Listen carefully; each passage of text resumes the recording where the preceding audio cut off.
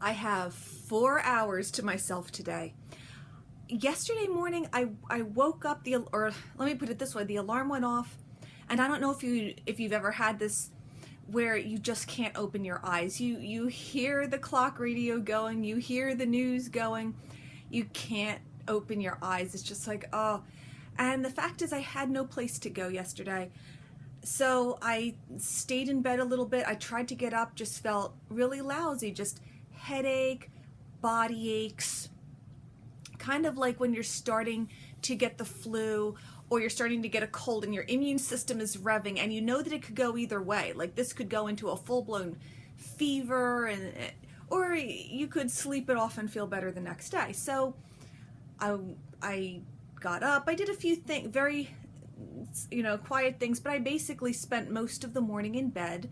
I was supposed to work last overnight, so I took my nap. Like I always take my nap thinking, maybe this is just a temporary thing. So I take my nap, I wake up, I can barely pull myself out of the sheets. So I called out, and I hate to call out. I know it's so hard to get staffing. I get that.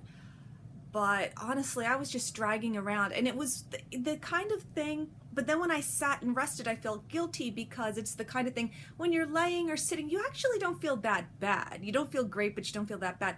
And then when you stand up and that wave of dizziness just hits you and and your shoulders slump and you're like, oh, I can't stand.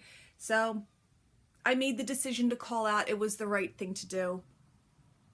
And I woke up this morning and I still don't feel great, but I don't feel as lousy as I did. So it was definitely the right thing to do, to just sleep this off.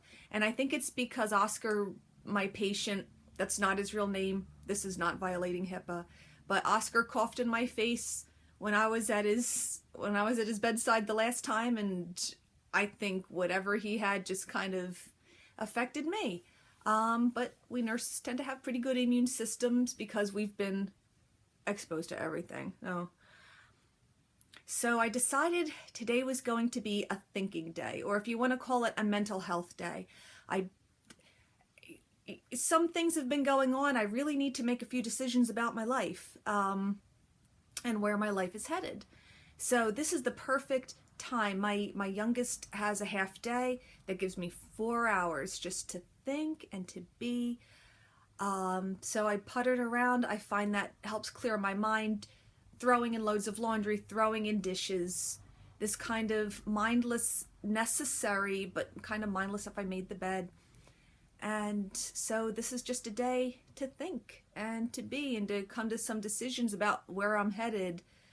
I have work-life balance issues and I have other issues going on, and I want to get them all figured out.